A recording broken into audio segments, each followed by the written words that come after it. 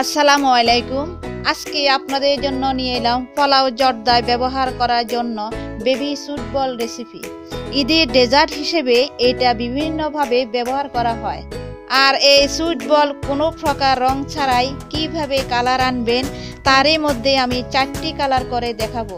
মাত্র 1 কাপ গুঁড়া দুধ দিয়েই আজ তৈরি করে দেখাবো এই সুইট বল। এর মিষ্টিটা যেমন সফট তেমনি রসে ভরা। আশা করি খুব উপভোগ করবেন আমার আজকের এই রেসিপি। তাহলে চলুন শুরু করি। প্রথমে এইরকম একটি প্লেন পাত্রে নিব 1 কাপ পরিমাণ গুঁড়া দুধ। এরপর নিব 1/3 কাপ ময়দা, অল্প পরিমাণ বেকিং সোডা, খেয়াল রাখবেন বেকিং পাউডার নয়। তারপর নিব 1 চামচ পরিমাণ ঘি। এবার এটা ভালোভাবে মিশিয়ে নিব। দুধের মিশ্রণটা খুব ভালো করে এইভাবে হাত দিয়ে মাখিয়ে নিতে হবে। এমনভাবে মাখতে হবে যাতে এই মিশ্রণটার সাথে ঘিটা ভালোভাবে মিশে যায়। মাখানোর একটা পর্যায়ে যখন দেখবেন এই রকম হাত দিয়ে চাপ দিলে দলা পাকানো যাচ্ছে, তখন ভাববেন ঘিটা এর সাথে মিশে গেছে। এখন অল্প অল্প করে লিকুইড দুধ মিক্স করব যতক্ষণ না আঠালো ভাব হয়ে আসে।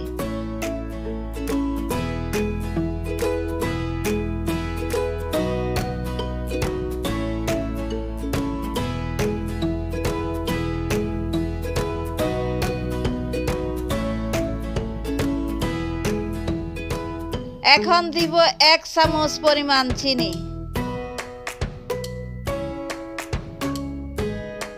ঠিক এইরকম যখন হাতের সাথে ডোটা লেগে যাবে তখনই মনে করবেন এটা একদম পারফেক্ট অবস্থায় চলে এসেছে। এখন এটাকে আমি 5 মিনিট ঢাকনা দিয়ে রেখে দিব। 5 মিনিট পর এটাকে আমি এখন হালকা মথে নিব। আর দেখুন এটা কিন্তু আগের মতো হাতের সাথে লেগে আসছে না, তার মানে এটা সেট হয়ে গেছে। এই মিষ্টিটা যত সফট হবে ততই এটা খেতে অনেক মজা হবে।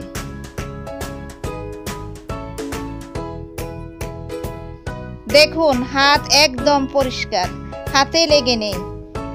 এখন একদম ছোট ছোট লিচি কেটে নিব। ঠিক মার্বেল শেপ দিতে গেলে যতটা দরকার হয় ঠিক ততটা।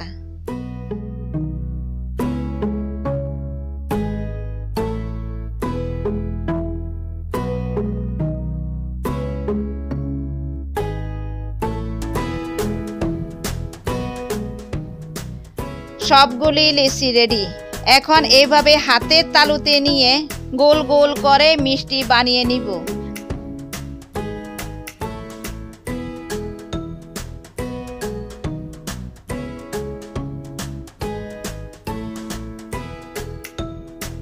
আমার এখানে 1 কাপ গুঁড়া দুধ থেকে মোট 93টা মিষ্টি হয়েছে।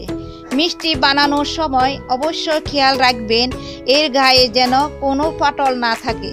ভালোভাবে মথে নিলে এর গায়ে ফাটল হয় না। এখন চুলার তেল বসাবো, তবে চুলার হিট একদম লোতে থাকবে। আর লো আঁচে হালকা করে তেলটা গরম করতে হবে। ঠিক আঙ্গুল তেলের মধ্যে ডুবালে যে তাপ সহ্য করা যায় তেমনটাই হবে। এখন সবগুলি মিষ্টি এতে দিয়ে দিব। চুলার আঁচটা কিন্তু লোতে। আমার এখানে উপরে থাকা মিষ্টিগুলি খুব সাবধানে সরিয়ে নিয়ে ডুবিয়ে দিচ্ছি, কিন্তু খুন্তি দিয়ে মিষ্টিগুলোকে একদম নাড়াচাড়া করা যাবে না। হাত দিয়ে প্যানটাকে এইভাবে নেড়েচেড়ে দিতে হবে।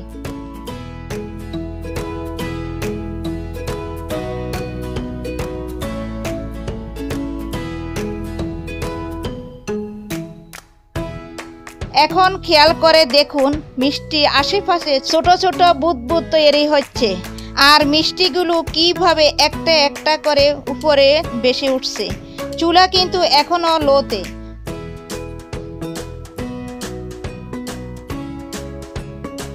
আরো একবার প্যানটাকে নেড়ে দিব। যখন সবগুলি মিষ্টি এইরকম ভাবে উপরে ভেসে আসবে ঠিক তখনই চুলার আঁচটা মিডিয়াম আঁচে বাড়িয়ে নিব। এখন এরকম একটা হাতা দিয়ে মিষ্টিটাকে উল্টিয়ে পাল্টিয়ে না ভেজে হাতা দিয়ে এইভাবে ঘুরিয়ে ঘুরিয়ে ভাজবো।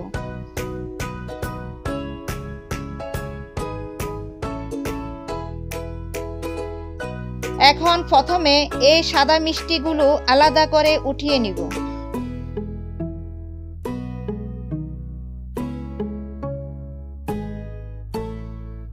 এইবার আরো একটু ভেজে এই রকম হালকা হলুদ রং হয়ে আসলে তখন আরেক ধাপ মিষ্টি উঠিয়ে নিব।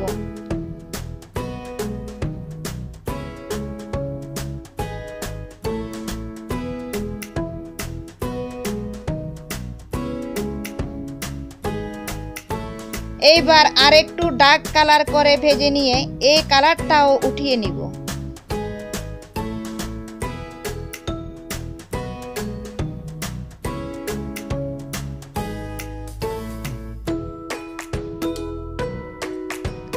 এবার আমি আরো ডার্ক করে ভাজবো। মিষ্টিগুলি ঠিক কালো জাম যে রঙের হয় সেই রকম কালার আনবো।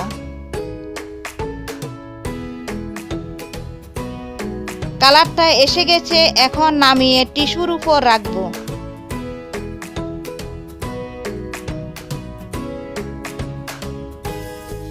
এইবার শিরা তৈরি করব। তার জন্য প্যানে নিব 1 কাপ পরিমাণ চিনি। চিনিটা আপনাদের পছন্দ অনুযায়ী কমিয়ে বাড়িয়ে নেবেন। এখন দিব 2 কাপ পরিমাণ পানি। দিয়ে দিব 2টা ছেঁড়া এলাচ। এখন নেড়ে ছেড়ে চিনিটা গলিয়ে নিব।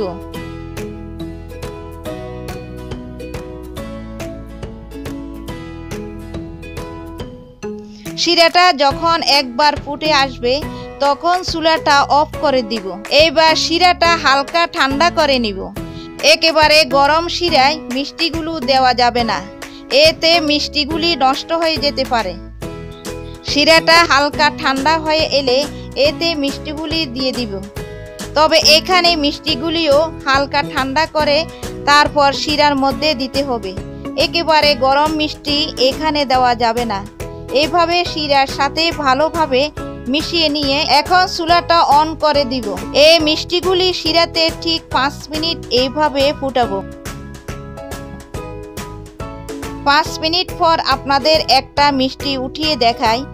এর ভিতরে শিরা ঢুকে কতটা সফট আর পারফেক্ট মিষ্টি হয়েছে। এখন আমি এই মিষ্টিগুলোকে শিরার মধ্যে 4 ঘন্টা ডুবিয়ে রাখবো। তবে সারা রাত শিরার মধ্যে ডুবিয়ে রাখলে বেশি ভালো হয়। এতে শিরাটা আরো ভালোভাবে ঢুকে মিষ্টিটা আরো টেস্টি হয়। তৈরি হয়ে গেল একদম পারফেক্ট সুইট বল। আপনাদের একটা দেখিয়ে দিই যে এটা কতটা পারফেক্ট হয়েছে। দেখুন চাপ দিতে কিভাবে ভিতরের সব রস বের হয়ে আসছে। একেবারে রসে ভরা আর একদম সফট। এটা দেখতে যেমন রসে ভরা, খেতেও অসাধারণ হয়। ঈদ অনুষ্ঠান যাই বলেন, এইরকম ঘরেই যদি সুইট বল বানিয়ে ফেলতে পারেন তাহলে দোকানে আর ছুটাছুটি করতে হয় না। বাজারে তৈরি রং আর ভেজাল মিশ্রিত সুইট বল কেনার চেয়ে ঘরেই কোনো প্রকার রং ব্যবহার না করেই এই সুইট বল বানিয়ে ফেলতে পারেন। আশা করি আপনাদের খুব ভালো লেগেছে। ভালো লাগলে শেয়ার আর সাবস্ক্রাইব করতে ভুলবেন না। ভালো থাকুন।